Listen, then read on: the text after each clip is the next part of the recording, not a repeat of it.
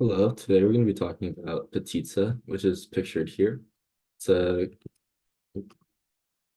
it's a classic Slovenian dessert dish traditionally served at holidays and other celebrations.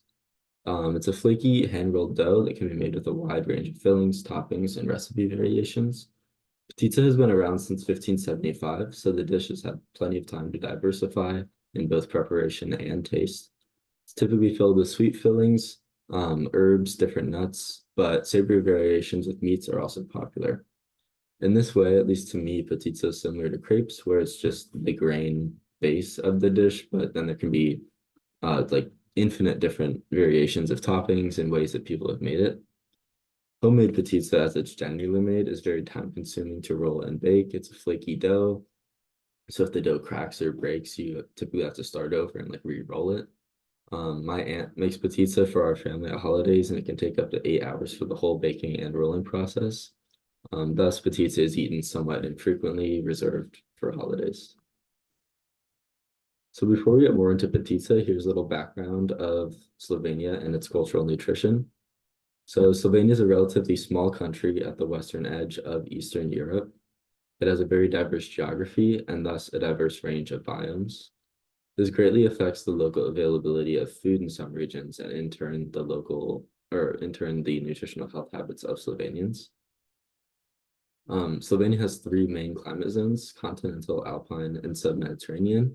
Alpine is here up in this mountainous area. Submediterranean would be south of Slovenia, closer to the Adriatic Sea.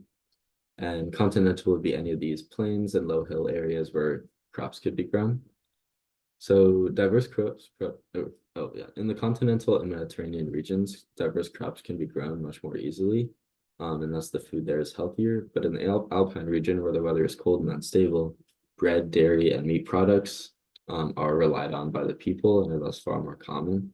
Because of this geography and also because of below average education on topics of health and health through food, Slovenians have a relatively high intake of sugars and fats and a relatively low intake of fruits and vegetables, just as a general population. Slovenia claims to offer, or Slovenia claims to offer 170 unique cultural dishes. One of these is pizza, of course, which we'll get back to soon. And then for geography, more on geography, Slovenia borders Italy, Austria, Hungary, and Croatia. And these bordering countries, as well as Eastern Europe, we'll talk more about towards the end of the presentation. A little bit more on cultural nutrition. Here's the food pyramid of Slovenia. So at the bottom, we can see which is the largest region is exercise. Slovenia encourages the enjoyment of both food and exercise. Then we have water and fluids, and the first food group is vegetables and fruit. So Slovenia is trying to push eating healthy, eating more fresh food to their people. Although grains are still a huge part of the diet, that's their staple. And then meats and dairy above that.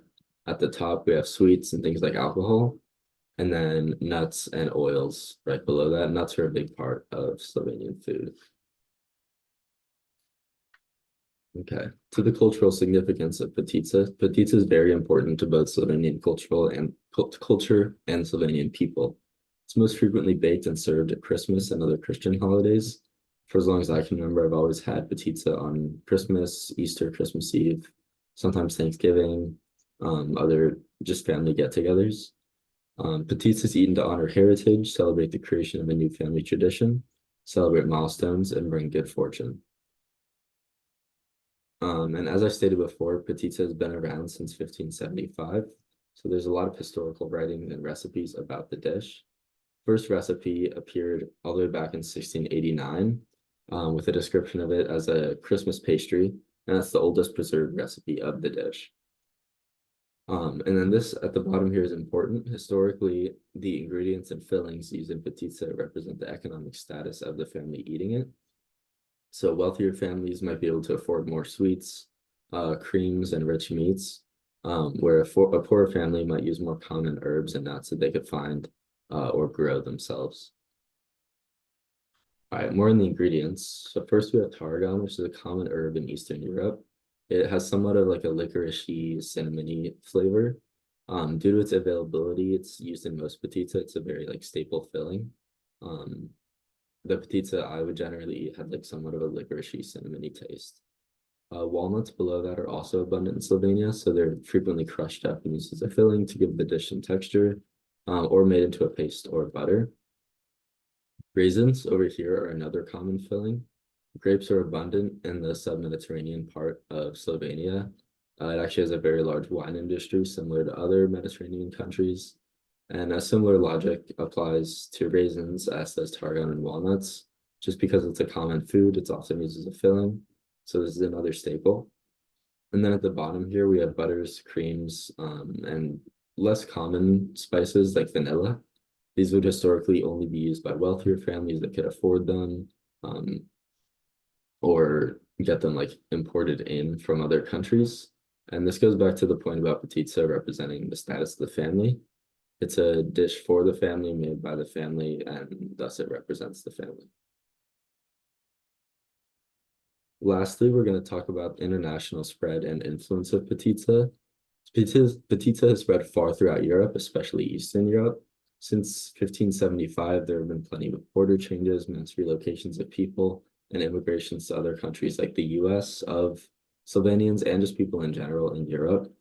Pizza has followed the Slovenian people to all these new places. Naturally, the dish spread fastest into bordering countries, like we talked about before, and also into Eastern European countries, which are pictured here on this map. My grandparents are Polish, which is here and on my grandpa's side, and Slovenian on my grandma's side. And both of their families had been making pizza even before they'd met. Um, it's quite common in Poland, Czech Republic, these countries north of Slovenia, but also really all of Europe it can be found. And in the US, the dessert is most common in the Midwest, where there's a higher density of people of Eastern European descent. So bakeries in Illinois, Michigan, Wisconsin, Minnesota, and other states near that area, you can find pizza, and it's baked more commonly by the families there. So here are my sources, and hopefully you learned a little bit about Slovenia and a lot about pizza. Thank you.